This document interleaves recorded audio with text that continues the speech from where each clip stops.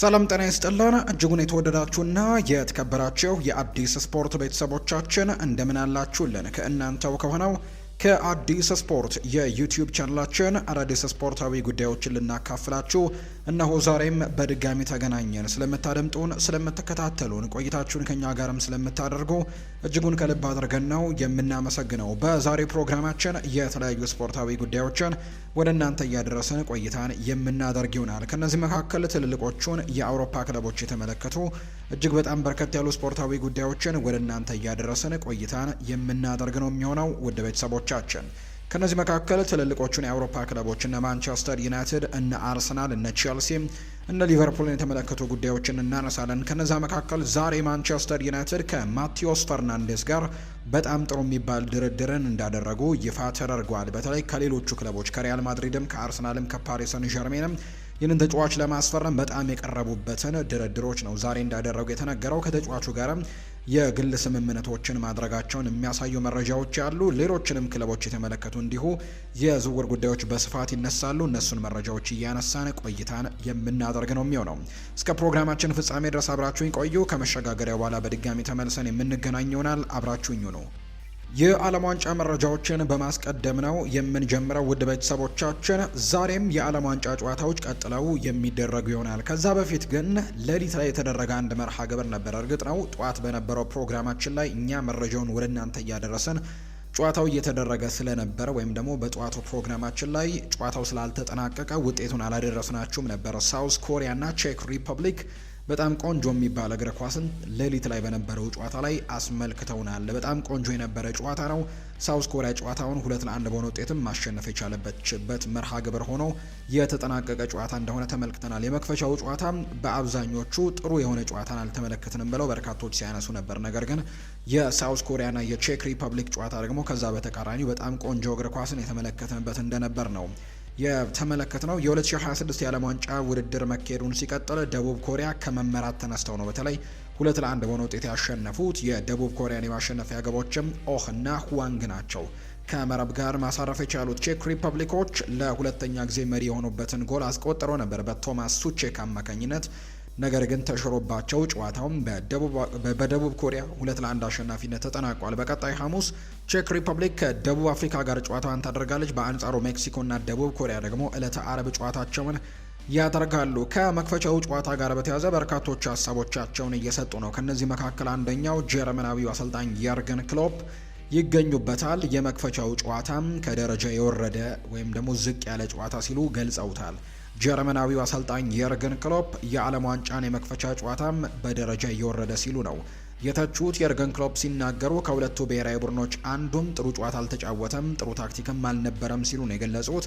ጨዋታው በጥልቅ መከላከል መደረጉ የተቹት የርገን ክሎፕ ደቡብ አፍሪካ አልተጠቀመችበትም፣ በጥሩ ደረጃ ላይ ያለ ጨዋታ አልነበረም ሲል ነው የርገን ክሎፕ የተናገረው። ሌላኛው ከዚሁ ከዓለም ዋንጫው ጋር በተያያዘ ኬሊያን ምባፔ ይናገራል። የእኛን ያክል ዋንጫ ለመውሰድ የሚፈልግ ቡድን በዚህ ውድድር ላይ ያለ አይመስለኝም ሲል ይናገራል ኬሊያን ምባፔ። የፈረንሳይ ብሔራዊ ቡድን አምበል ኬሊያን ምባፔ ቡድናቸው ታሪክ ለመጻፍ እንደሚሰራ ነው የተናገረው። ፈረንሳይን ለማኩራት እንሞክራለን ያለው ኤምባፔ ዋንጫውን ይዘን ለመምጣት ሁሉንም ነገር እናደርጋለን ሲልም ይናገራል። የእኛን ያክል ዋንጫን ለመውሰድ የተራበ የለም የሚለው ኤምባፔ ጉዞው ከባድ እንደሆነ እናውቃለን፣ ነገር ግን ዝግጁ ነን ሲልም ጭምር ነው የተደመጠው። ስለ ቀጣዩ ተጋጣሚያቸው ሴኔጋል ያነሳው ኤምባፔ እነሱ የአፍሪካ ሻምፒዮን ናቸው፣ ዋንጫውን በመጨረሻም ለማን እንደሚሰጥ ባላውቅም ነገር ግን የአፍሪካ አሸናፊን እንላቸዋለን ሲልም ጭምር የተናገረው። ፈረንሳይ የዓለም ዋንጫ የመጀመሪያ ጨዋታዋን ዕለተ ማክሰኞ ነው የምታደርገው ምሽት 4 ሰዓት ሲል ከአፍሪካ ሻምፒዮኗ ሴኔጋል ጋር ጨዋታዋን እንደምታደርግ የወጣላቸው መርሃ ግብር ያሳያል። ዛሬ የሚደረጉ ጨዋታዎች እንዳሉ ይታወቃል። ከነዚህ መካከል ምሽት 4 ሰዓት ሲል የሚደረገው ቀድሞ የሚደረገው ጨዋታ በአዘጋጁ ሀገር ለ3 ነው የሚያዘጋጁት አሜሪካና ሜክሲኮ ሁሉ። ከዛ ውጪ ካናዳም የዚህ ውድድር አዘጋጅ እንደሆነች ይታወቃል። ከ3ቱ አዘጋጆች አንዷ የሆነችው ካናዳ ዛሬ ከቦስኒያና ሄርዞጎቪና ጋር ጨዋታዋን ታደርጋለችና በዚህ ጨዋታ ላይ አልፎንሶ ዴቪስ ከጨዋታ ውጪ ነው የሚሉ አስተያየቶች እየወጡ ነው። የዓለም ዋንጫ አዘጋጅ የሆነችው ካናዳ ዛሬ ምሽት 4 ሰዓት ከቦስኒያ ጋር የመክፈቻ ጨዋታዋን ታደርጋለች። በጨዋታው የብሔራዊ ቡድኑ አምበል የሆነው አልፎንሶ ዴቪስ እንደማይገኝ ነው ይፋ የተደረገው። ተጫዋቹ ባየር ሚኒክ ከፓሪስ ሰን ዠርሜን ባደረገው የቻምፒየንስ ሊግ ግማሽ ፍጻሜ ጨዋታ ከገጠመው ጉዳት እስካሁን እንዳላገገመ ይፋ ተደርጓል። አልፎንሶ ዴቪስ በተለያዩ ጉዳቶች ምክንያት ካለፉት 21 የካናዳ ጨዋታዎች በሁለቱ ነው ተሰልፎ የሚያውቀው። አልፎንሶ ዴቪስ ከካናዳ ቀሪ የምድብ ጨዋታዎች ሙሉ በሙሉ ውጪ ያለመሆኑ የቡድኑ አሰልጣኝ ጆዜ ማርስ ይፋ አድርገዋል። ነገር ግን እስካሁን የተረጋገጠ ነገር የለምና በቀጣዮቹ ጨዋታዎች ምናልባት ሊመለስ የሚችልበት እድል እንዳለው ይናገራሉ። ነገር ግን በዛሬው ጨዋታ ግን ከቦስኒያና ሄርዘጎቪና ጋር በሚደረገው ጨዋታ ላይ ግን የአልፎንሶ ዴቪስን ግልጋሎት ማግኘት እንደማይችሉ ነው የተረጋገጠው። ሌላኛው ዛሬ የሚደረገው ጨዋታ ልክ ሌሊት 10 ሰዓት ሲል የሚደረገው አሜሪካና ፓራጓይን የሚያገናኘው ጨዋታ ሌላኛው የመክፈቻ መርሃ ግብር ነው። በአሜሪካ የሚደረገው ጨዋታ ነው። ይህም ጨዋታ በርካቶች በጉጉት ይጠብቁታል ተብሎ ይታሰባል። እነዚህ ጨዋታዎች ናቸው ዛሬ የሚደረጉት። ከዛ ውጭ ግን በዛሬው ጨዋታ ላይ ፕሬዚደንት ዶናልድ ትራምፕ ሜዳ ላይ እንደማይገኙ ይፋ የሚያደርጉ መረጃዎችም ወጥተዋል። ኦማር ኦርታ ሽልማት ተበርክቶለታል። ሶማሊያዊው የመሃል ዳኛ የሆነው ኦማር ኦርታ የዓለም ዋንጫውን በአሜሪካ መዳኘት አለመቻሉን ተከትሎ ቅሬታ መፍጠሩ በበርካቶች ዘንድ የሚታወስ ነው። ዳኛው ላይ በሆነው ድርጊት የተከፉ የሀገሪው ባለሀብቶችም ሽልማት እያበረከቱለት እንደሆነ ነው የተነገረው። የሀገሪቱ ፖለቲከኛ የሆኑት ሊባን ሹልግ የተባሉት ሰው ለኦማር ኦርታ $50,000 መሸለማቸው ነው ይፋ የተደረገው። ሊባን የሸለሙት የገንዘብ ክፍያም ፊፋ ለኦማር ኦርታ በዓለም ዋንጫው ላይ ይከፍል የነበረውን ግማሽ ክፍያ መሆኑን የተነገረው። ዳኛው ላይ እንግዲህ አሜሪካ ለዓለም ዋንጫ ክልከላ ብታደርግበትም ዩኤፋ ግን ጥሪ ያቀርቦለታል። የሱፐር ካፕ የፍጻሜ ጨዋታን በፓሪስ ሰን ዠርሜን እና በአስተን ቪላ መካከል በአውሮፓ ቻምፒየንስ ሊግ አሸናፊውና በዩሮፓ ሊግ አሸናፊው መካከል የሚደረገውን የፍጻሜ ጨዋታ ግን እንዲመራ መምረጣቸው የሚታወስ ጉዳይ ነው። መመረጡና ያንን ጨዋታ ይመራል ተብሎ ይታሰባል። ከዚህ ውጪ ከዳኝነት ጋር ካነሳን አይቀር በዚህ ዓለም ዋንጫ ላይ ዳኞች ምን ያክል ክፍያዎችን ያገኛሉ የሚለውን ጉዳይ እንመልከት። ከ100,000 እስከ $300,000 ያገኛሉ ተብሎ ይታሰባል። ፊፋ በዘንድሮ የዓለም ዋንጫ የዳኞችን ክፍያ ከፍ ማድረጉን የተነገረው በይፋ ምን ያክል እንደሚከፈል ግልጽ ባይደረግም አንድ ዳኛ ግን ከ100,000 እስከ $300,000 የሚደርስ ብርን ሊያገኝ እንደሚችል ወይም በዶላር ሊያገኝ እንደሚችል ይፋ እየተደረገ ይገኛል። በዓለም ዋንጫው ላይ የሚሳተፍ የትኛውም ዳኛ በመሳተፉ ብቻ ወይም ደግሞ ቤስ ፓርቲሲፔሽን ፊ የምንለው ማለት ነው በመሳተፉ ብቻ የሚያገኘው ክፍያ ከ60 እስከ 70 ሺህ ያገኛል ተብሎ ይታሰባል። በጨዋታ ደግሞ የሚዳኝ ወይም ደግሞ ማች ፊ የሚባል ደግሞ አለ። ጨዋታውን በመዳኘቱ የሚሰጠው ክፍያ ዳኛው ጨዋታዎች ላይ በዳኝነት ሲሳተፍ ሌላ ተጨማሪ ክፍያ ይታሰብለታል።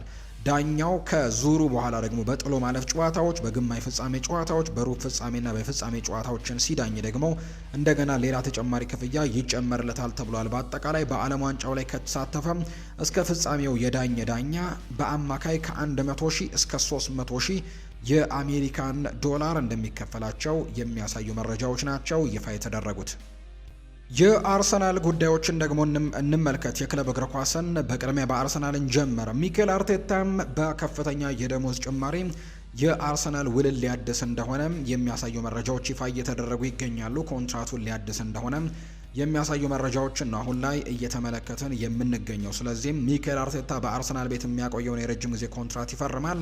አርሰናል አዲሱ የውድድር ዘመን ከመጀመሩ በፊት የሚኬል አርቴታን የውል ማራዘሚያ ስምምነትም ሙሉ በሙሉ እንደሚያጠናቅቅም ተማምነዋል። በአዲሱ ስምምነት መሰረት የሚኬል አርቴታ ደሞዝም በእጥፍ የሚጨምር ሲሆን ይህ ደግሞ በእንግሊዝ ከፍተኛው ደሞዝ የሚከፈለው ቁጥር 1 አሰልጣኝ ያደርገዋል ተብሎ ይታሰባል። በአርሰናል ቤት ከዚህ በፊት ከሚከፈለው ክፍያ በእጥፍ ይከፈለዋል ተብሎ ይጠበቃል። ሮይ ኬን ስለ ቡካዮ ሳካ ላይ የሰነዘረው ትችትን በተመለከተ ሀሳቦች እየወጡ ነው። ሮይ ኬን ስለ ቡካዮ ሳካ ላይ የሰጠው አስተያየት አነጋጋሪ እየሆነ ነው። ሮይ ኬን ባነሳው ነጥብ መሰረት ሳካ አሁን ባለበት የጨዋታ ብቃት በዓለም ዋንጫው ላይ ለእንግሊዝ ብሔራዊ ቡድን በቋሚነት መሰለፍ የለበትም የሚል ክርክርን ነው ሮይ ኬን እያነሳ የሚገኘው። ኪን እንደገለጸው ከሆነ የሳካ የጨዋታ ብቃት ቀድሞ ከነበረው የቀነሰ መሆኑን ነው የሚናገረው። ይህ አስተያየት ደግሞ ተጫዋቹ በሜዳ ላይ የሚያሳድረውን ጥረትና ውጤታማነት ከዚህ ቀደም ከነበረው በታች እንደሆነ ሮይ ኪን ይናገራል። የሮይ ኪን ትችት በአብዛኛው ከሳካ የጤና ሁኔታ ጋር በቀጥታ እየተያያዘ እንደሆነ ይናገራል። ተጫዋቹ ለረጅም ጊዜም በጅማት ህመም ሲሰቃይ መቆየቱን ያስታውስና ይሄ ጉዳት በሜዳ ላይ በሚያደርገው እንቅስቃሴ ላይ ከፍተኛ ተጽዕኖችን በማሳደሩ አሰልጣኝ ቶማስ ቱሄል ተጫዋቹን 100% ብቃት ላይ እንዳልሆነ በመግለጽም ሁኔታውን በጥንቃቄ እንዲመለከቱትም ነው ያሳሰበው። ሮይ ኪን ለአሰልጣኝ ቶማስ ቱሄል መልእክቱን ሲያጋራ፣ ቶማስ ቱሄልም ሰሞኑን በነበሩት አንዳንድ መግለጫዎቹ ላይ ሲናገር ቡካዮ ሳካ በሳምንቱ ውስጥ በሚኖሩ ሁሉም የልምምድ ሴሽኖች ላይ መካፈል የሚችል አይነት ደረጃ ላይ አይደለም። እሱም መንከባከብ አለብን። አርሰናሎችም ሲንከባከቡት እንደነበር አስታውሳለሁ። ስለዚህ እኛም ደግሞ ይህንን ተጫዋች መንከባከብ ይኖርብናል ሲልም ጭምር አስተያየቱን መስጠቱ ይታወሳል። ሮይ ኪንም ቢሆን አሁን ላይ ቡካዮ ሳካ 100% ቡድኑን ማገልገል የሚችልበት ደረጃ ላይ አይደለም ሲልም ጭምር ነው የተናገረው። አርሰናል የሊጉ አማካዮች የሚወደዱበት ከሆነ ወደ ሮማው አማካይ ማኑ ኮኔ ፊቱን ሊያዞር የሚችልበት እድሉ እንዳለ እየተነገረ ነው። የአማካይ ስፍራውን ለማደስ አርሰናሎች ጥረት ያደርጋሉ ተብሎ ይታሰባል። በዚህ የክረምት የተጫዋቾች የዝውውር መስኮት ምናልባት ክለቡ ተጫዋቾቹ የሚወደዱበት ከሆነ በተለይ የፕሪሚየር ሊግ ተጫዋቾች የሚወደዱበት ከሆነ ከወደ ጣሊያን ተጫዋች ለማምጣት እንቅስቃሴዎችን ሊያደርግ የሚችልበት እድሉ እንዳለ ይፋ ተደርጓል። ክለቡ ተጫዋቹ ላይ ፍላጎት አለው። ዋጋውም ከ40 እስከ 50 ሚሊዮን ዩሮ አካባቢ ይሆናል ተብሎ እንደሚታሰብ ነው የፈረንሳይ የመረጃ ምንጭ ሌኪፕ የተባለው የመረጃ ምንጭ ይፋ ያደረገው። ሌላኛው ከሌኪፕ የተገኘው መረጃ ብራድሌይ ባርኮላ ውሉን ለማደስ በተጫዋቹና በክለቡ መካከል ወይም በተጫዋቹና በፓሪስ ሰን ዠርሜን መካከል ሲደረግ የነበረው ውይይት ያለምንም እድገት እንግዲህ ባለመታየት ወይም እድገት ባለማሳየቱ ምክንያት በዚህ ክረምት ፓሪስ ሰን ዠርሜንን ለመልቀቅ ፍቃድ ያገኛል ብሎ ይጠብቃል ሌኪፕ የተባለው የመረጃ ምንጭ። ስለዚህ አርሰናል ከሊቨርፑል በተጨማሪም ተጫዋቹን ለማስፈረም በሚደረገው ፉክክር ውስጥ ያለበት ክለብ እንደሆነ ይፋ ተደርጓልና አርሰናል ያንን ቦታውን ወይም ደግሞ የክንፍ መስመሩን ለማደስ ከሚፈልጋቸው ተጫዋቾች አንደኛው ይሆናል ተብሎ ይታሰባል። ስለዚህም ብራድሌይ ባርኮላን ለማስፈረምም ጥረት የሚያደርጉበት የዝውውር መስኮት ሊሆን እንደሚችል ነው ግምቱን እያስቀመጠ የሚገኘው የፈረንሳዩ የሚዲያ ተቋም ሌኪፕ የተባለው የመረጃ ምንጭ። ዊሊያም ሳሊባ የፈረንሳይ ብሔራዊ ቡድን ሐሙስ ዕለት ባደረገው የቡድን ልምምድ ላይ አልተሳተፈም። ትላንትና በተደረገው የቡድን ልምምድ ላይ ተብሏል። ሳሊባ ከአካል ብቃት አሰልጣኙ ጋር በመሆን ልምምድ ሲያደርግ ነው በግሉ የታየው። ነገር ግን የሳሊባ ብቁ መሆንን አስመልክቶ ምንም አይነት ስጋት በፈረንሳይ ብሔራዊ ቡድን ካምፕ ውስጥ እንደሌለ የሚያሳዩ መረጃዎች ያሉ። ያን ያክል የከፋ ነገር እንዳልገጠመው፣ ነገር ግን ከቡድን ስብስቡ ጋር ልምምድ እንዳላደረገ ነው የመረጃ ምንጩ ይፋ ያደረገው። ማንቸስተር ዩናይትድን የተመለከቱ መረጃዎችን ደግሞ ወደ እናንተ የምናደርስበት ሰዓት ላይ እንገኛለን። ማንቸስተር ዩናይትድ ቤት ከተሰሙ ትልልቅ መረጃዎች መካከል በዛሬው ዕለት ማንቸስተር ዩናይትዶች ማቲዮስ ፈርናንዴስን ለማስፈረም በጣም ጥሩ እንቅስቃሴዎችን እያደረጉ እንዳለ የሚያሳዩ ነገሮች ይፋ ተደርገዋል። በተለይ ማቲዮስ ፈርናንዴስን ለማስፈረም ወኪሉ ሆርጌ ሜንዴዝ ጋር በጣም ትልቅ የሚባል ይፋዊ ንግግሮችን መጀመራቸውን ታማኝ የሚባሉ የመረጃ ምንጮችና ፋብሪዚዮ ሮማኖ ጭምር ይህንን መረጃም ዛሬ ይፋ አድርገውታል። ስለዚህ ማንቸስተር ዩናይትድ በጣም ጥሩ ጉዞዎችን እንደጀመረ ነው ይፋ እየተደረገ የሚገኘው። ማንቸስተር ዩናይትድ የተጫዋቹን ወኪል ከማነጋገራቸው ጎን ለጎን ግን ለዌስትሃም ዩናይትድም የዝውውር ጥያቄ ለማቅረብም ዝግጁ እንደሆኑ የሚያሳዩ ነገሮች ናቸው መረጃው እየወጣ የሚገኘውና ዩናይትድ በማቲዮስ ፈርናንዴስ የዝውውር ጉዳይ ላይ ዛሬ በጣም በትልቁ እንቅስቃሴ ያደረገበት ዕለት እንደሆነ የሚጠቁሙ መረጃዎች ይፋ ተደርገዋል። ምናልባት በቀጣዮቹ ቀናትም በጣም ጠንካራ ድርድሮችን አድርገው ዝውውሩን ለመፈጸም እንቅስቃሴ ያደርጋሉ ተብሎ ይታሰባል። ተጫዋቹ በተለይ በዓለም ዋንጫ ስብስብ ውስጥ ባለመኖሩ ምክንያት ይህንን ዝውውር በቶሎ ለማጠናቀቅ ማንቸስተር ዩናይትዶች እንቅስቃሴዎችን እያደረጉ ነው። ይህ ተጫዋች በሪያል ማድሪድ አሁንም ፍላጎት ዝርዝር ውስጥ አለ። አርሰናልም ከሚፈልጋቸው ተጫዋቾች መካከል አንደኛው ነው። እንዲሁ ፓሪስ ሰን ዠርሜንም እዚህ ተጫዋች ላይ ፍላጎቶች ማሳየቱ አይቀሬ ነውና ማንቸስተር ዩናይትድ ይህንን ዝውውር ቶሎ ለማድረግ ጥረቶችን ያደርጋል ተብሎ ነው የሚጠበቀው። ሌላኛው የጀርመኑ ክለብ ባየር ሚኒክ ለማርከስ ራሽፎርድ የዝውውር ጥያቄ ለማቅረብ በቁም ነገር እያሰበ እንደሚገኝ ማንቸስተር ኢቭኒንግ ኒውስ የተባለ የመረጃ ምንጭ ይፋ አድርጓል። ይህ ተጫዋች በተለይ ደሞዙን የሚቀንስ ከሆነ ማርከስ ራሽፎርድ ደሞዙን በተወሰነ ደረጃ የሚቀንስ ከሆነ ወደ ባየር ሚኒክ የማምራት በጣም ትልቅ እድሎች ይኖሩታል ተብሎ ይታሰባል። ባርሴሎና ተጫዋቹን በቋሚነት የማስፈረም እድሉን ሳይጠቀምበት መቅረቱ የሚታወስ ጉዳይ ነውና በተለይ አሁን ማርከስ ራሽፎርድ የሚከፈለው 325,000 ፓውንድ ሳምንታዊ ክፍያን የሚቀንስ ከሆነ ግን ወደ ጀርመኑ ክለብ የማምራት እድሎች እንዳሉት ይፋ ተደርጓል። ማንቸስተር ዩናይትዶች በዚህ የክረምት የተጫዋቾች የዝውውር መስኮት የግራ መስመር ተከላካይ ወይም ሌፍት ባክ ለማስፈረም አጥብቆ እንደሚሰራ ነው ይፋ የተደረገው። ስለዚህም የማንቸስተር ዩናይትድ የበላይ አመራሮች ወይም ደግሞ አካላትም የግራ መስመር አጥቂ ለማስፈረም ይልቅም ፉልባኩን ማጠናከር ላይ ቅድሚያ የሚሰጠው ጉዳይ አድርገው ያምናሉ ተብሏል። ይህ መሆኑን ተከትሎ እንግዲህ ለፓትሪክ ዶርጉ የወደፊት ሚና ትልቅ ለውጥ ሊያመጣ እንደሚችል እይታ እንደሆነም ጭምር ነው እየተገለጸ የሚገኘው። የቅርብ ጊዜ መረጃዎች እንደሚያሳዩት ከሆነ ፓትሪክ ዶርጉ ወደፊት በሚጫወትበት ሚና ላይ ወይም በአታኪንግ ሮል ላይ የበለጠ ስኬታማ ነው ተብሎ ይታመናል። ስለዚህ ከመከላከሉ ይልቅ ወደ ማጥቃቱ ዘንብሎ እንዲጫወትም ይደረጋል ተብሎ ነው የሚታሰበው። የቀድሞ የአርሰናል ግብ ጠባቂ ዳቪድ ሲማን ብሩኖ ሚጌል ፈርናንዴስ በማንቸስተር ዩናይትድ ውስጥ ጎልቶ መታየቱ ቀላል ነገር ነው ሲል ይናገራል። ብሩኖ ጥሩ ተጫውቷል፣ ነገር ግን ማንቸስተር ዩናይትድ በውድድር ዘመኑ መጀመሪያ ላይ ጥሩ አልነበሩም። የቡድንህ አባላት በሙሉ የማይረቡ ሲሆኑ አንተ ብቻህን ጎልቶ መታየት በጣም ቀላል ይሆንልሃል ሲል ይናገራል። የቀድሞ የአርሰናሉ ግብ ጠባቂ ዳቪድ ሲማን ነገር ግን እንደ ዳቪድ ራያ፣ ዴክላን ራይስ እና ጋብሪኤል ማጋሌሽ የመሳሰሉ ተጫዋቾችን ስትመለከት ግን መላው ቡድን በጥሩ ብቃት እየተጫወተ ቢሆንም እንኳን እነሱ ግን ጎልቶ መውጣት ችለዋል። ጎልቶ መታየት ብቻ ሳይሆን ከዛም አልፈው ዋንጫን ማሸነፍ ችለዋል። ለኔ የአመቱ ምርጥ ተጫዋች የሚመረጠው ዋንጫ ከሚያሸንፈው ቡድን መሆን አለበት ብዬ አስባለሁ ሲል ነው ዳቪድ ሲማን ሀሳቡን እየሰጠም የሚገኘው። የማንቸስተር ሲቲን ጉዳዮች እንመልከት። ሮድሪ በዚህ ክረምት ወደ ሪያል ማድሪድ የመዘዋወር እድሉ ሙሉ በሙሉ እንዳበቃም ፋብሪዚዮ ሮማኖ አሁን ላይ ይፋ እያደረገ ይገኛል። ሮድሪ በክለቡ የመቆየት እድሉ በጣም ሰፋ እንዳለና ወደ ማድሪድ የማምራት እድሉ በጣም ጠባብ እንደሆነ ይፋ እየተደረገ ነው። ሮድሪ በርናርዶ ሲልቫ ወደ ሪያል ማድሪድ ስለመዘዋወሩም እንዲሁ ሀሳቡን ሰጥቷል። በእርግጠኝነት አሁንም በድንቅ ሁኔታ በፍጹም የአካል ብቃት ለማንኛውም ክለብ መጫወትና ታላቅ ነገሮችንም ለማድረግ የሚችልበት አቋም እንዳለው በድጋሚ ያውቃለሁ። ነገር ግን በማንቸስተር ሲቲ የነበረው ምዕራፍ ግን አብቅቷል ሲል ነው ሮድሪ በበርናርዶ ሲልቫ ጉዳይ ላይ ሀሳቡን እየሰጠም የሚገኘው። ሪያል ማድሪድ ከበርናርዶ ሲልቫ ስምምነት በኋላ በዚህ ክረምት ወደ ሮድሪ ያልፋል ተብሎ ግን አይጠበቅም። በማንቸስተር ሲቲ በኩል አዲስ ውል ቀርቦለታል። አዲስ ውል መፈረም ይፈልጋል ወይም ደግሞ አይፈልግም የሚለው በትክክል ይታያል። በ2027 በነፃ የመልቀቅ እድልም እንዳለው ጭምር የሚታወቅ ነው። ፍሎሬንቲኖ ፔሬስ እስካሁን ድረስ ግን ቅድሚያ የሚሰጠው ጉዳይ እንዳልሆነ ነው የሮድሪን ጉዳይ እየተመለከቱ የሚገኙትና ስለዚህ ሮድሪ የመፈረም እድሉ በጣም ጠባብ ይሆናል ተብሎ ይታሰባል። ሲቲ በኖቲንግሃም ፎረስት ለሁለተኛ ጊዜ ያቀረበው ጥያቄ ውድቅ ቢደረግም ኤሊዮት አንደርሰንን ለማስፈረም አሁንም ቆርጠው ተነስተዋል። ለአሌክዛንደር ኢሳክ የተከፈለውን 125 ሚሊዮን ፓውንድ የፕሪሚየር ሊግ ሪከርድ ዋጋን የሚበልጥ 130 ሚሊዮን ፓውንድ የሚያወጣ ፓኬጅን ሊያወጡ ይችላሉ ማንቸስተር ሲቲዎች። እንግሊዛዊው አማካይ መምጣቱን እንደሚፈልግም የታወቀ ሲሆን በክለቦቹ መካከልም ያለው ውይይት እንደቀጠለ ነው የሚገኘው። ስለዚህም እንግዲህ ማንቸስተር ሲቲዎች ኤሊዮት አንደርሰንን ለማስፈረም ግን ሪከርድ ዋጋዎችንም ሊያወጡ የሚችሉበት እድሉ እንዳለ ነው የተነገረው።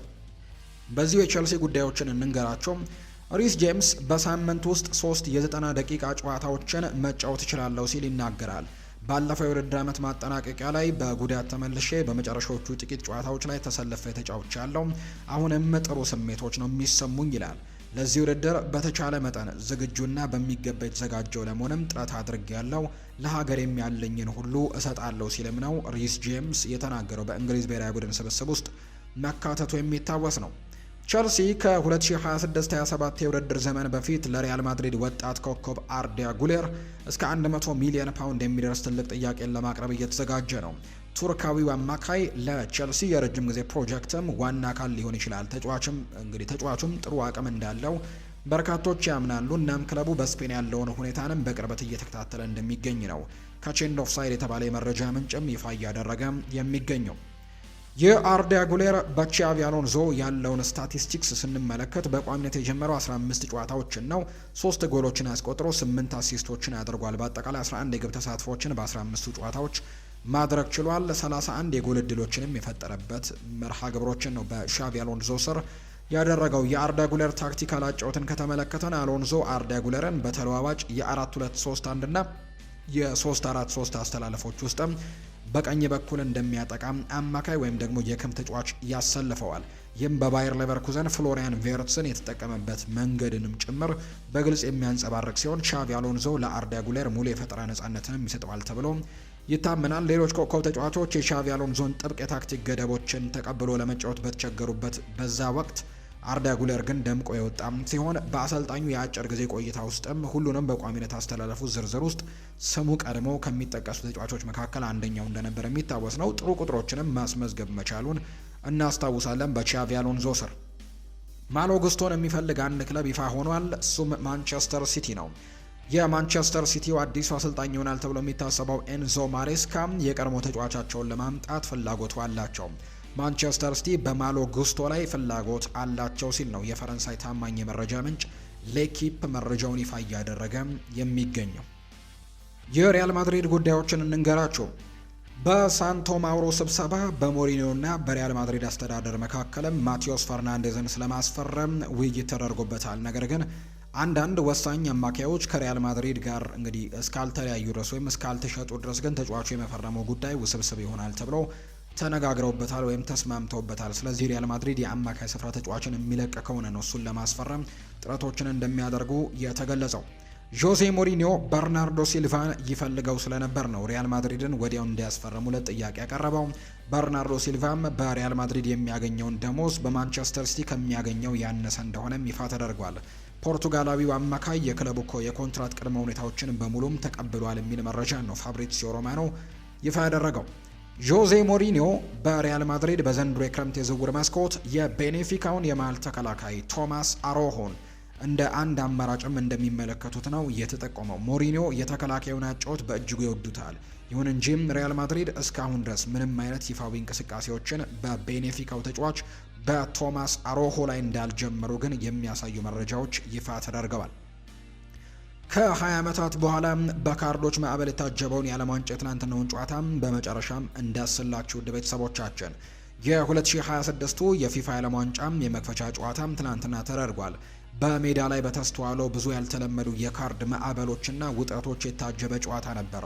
ሜክሲኮ ደቡብ አፍሪካን 2-0 በሆነ ውጤት ባሸነፈችበት ጨዋታ ላይ የብዙዎችን ትኩረት የሳበው ብራዚላዊው ዳኛ ዊልተን ሳምፓዮ የመዘዛቸው የሶስት ቀይ ካርዶች ብዛት ሲሆን ይህም በዘንድሮ የዓለም ዋንጫ ዳኞች ከበፊቱ ይበልጥ ጥብቅ እንደሆኑ የሚያሳይ እንደሆነ በርካቶች ጥያቄዎችን እያነሱ ነው።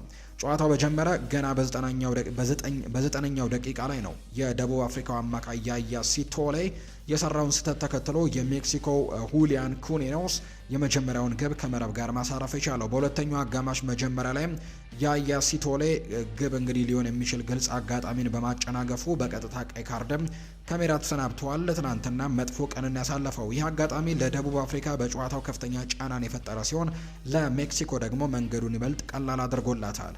የደቡብ አፍሪካ ፈተና በዚህ አላበቃም። የተወሰኑ ደቂቃዎች በኋላ ቴምባ ዙዌኔ በተንቀሳቃሽ ምስል በታገዘ ዳኝነትም ታግዞ ባልተገባ የእጅ ንክኪ ጥፋተኛ ሆኖ ተገኝቶ ሁለተኛ ቀይ ካርድን በመመልከቱ ቡድናቸው በ9 ተጫዋቾች ብቻ እንዲቀር አድርጎታል።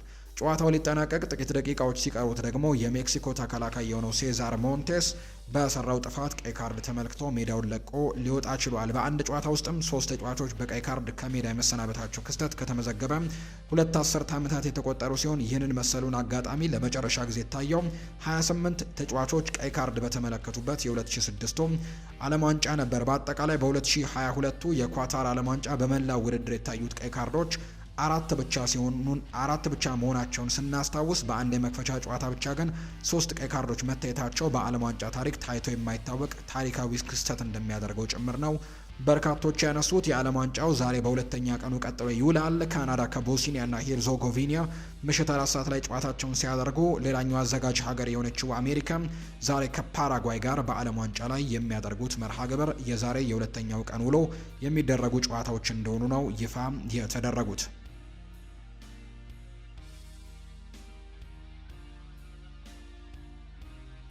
የተወደዳችሁና የተከበራችሁ ቤተሰቦቻችን ለዛሬ ያዝንላችሁ አዳዲስ ስፖርታዊ ጉዳዮቻችን እነዚህ ነው የሚመስሉት።